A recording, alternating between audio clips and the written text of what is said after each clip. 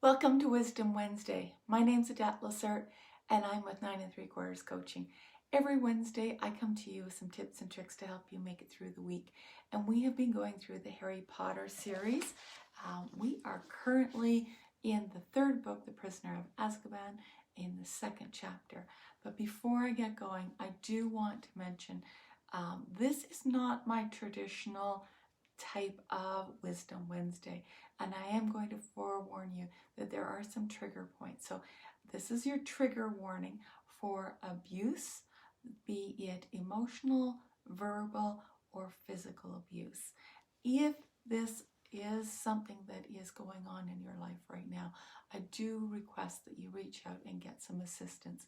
If you are under the age of 18, the helpline for you is the Kids Help Phone here in Alberta, and I believe this is actually across Canada. You can text 686868, so 368, or you can call 1-800-668-6868.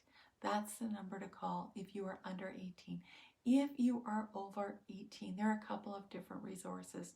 The first one is a 24-hour family violence helpline. That number in Alberta is 403-234-SAFE, S-A-F-E, or 7233. If you are in Alberta, particularly in Calgary, the number for the police non-emergency number is 403-266-1234. And of course, if this is an emergency, if you are in dire straits right now, at risk, please call 911. So this chapter is called Aunt Marge's Big Mistake. And throughout the whole entire chapter, there are references to emotional abuse, there is references to verbal abuse, and there are references to corporal punishment, which is physical harm as a result of somebody trying to inflict what they think is punishment for your behavior, whether it be physical behavior or emotional behavior. Uncle Vernon references it several times. Aunt Marge references it several times. And all of this, for the most part, is directed in some way towards Harry. Harry is being told that he is less of a person, that he is an abomination, that he has there's a word that Uncle Vernon refers to, but it's basically saying that he is deformed. He is somehow an abomination, and that Aunt Marge her reference is that she's being told that he is going to school for those that are not conforming to societal standards. And then she has the gall to refer to Harry as being the same as a dog, and the referencing to a dog, and that in fact she had one of her neighbors drowned a dog because it was not up to standards. This is horrifying. I struggle with this chapter.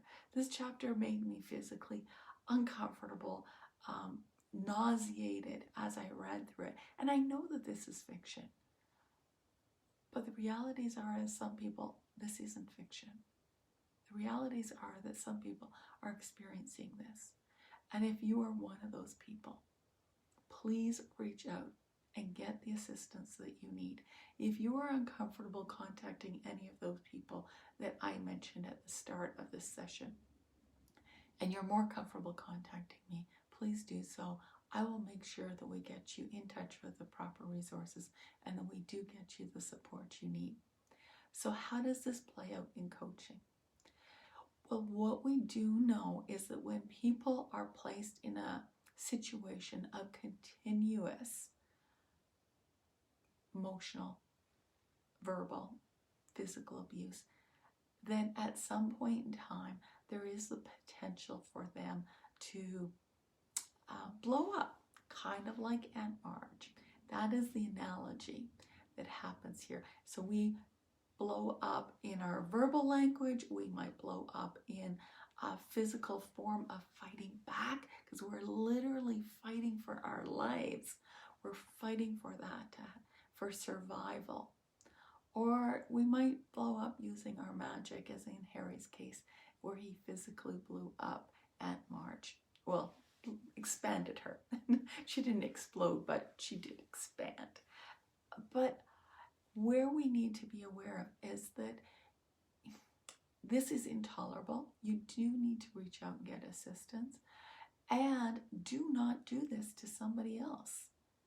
If you find yourself in a place of making threats, using language that's inappropriate on somebody else, or physically abusing someone, those same helplines that are available for people that are being abused are also available for you to get the support and help that you need to manage through this. So this is, like I said, not my typical coaching moment, but I couldn't help it because this chapter just broke my heart. It really did.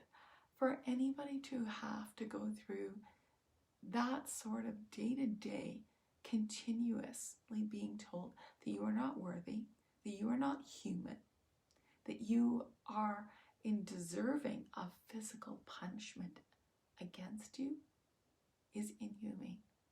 It's inhumane, and we need to stop it. And the way we stop it is we do intervention.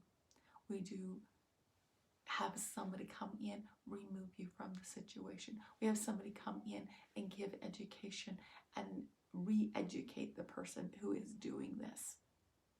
We can change this, and we can live from a place of love and acceptance of each other. And I want you to learn to live with love and acceptance for everybody that's around you.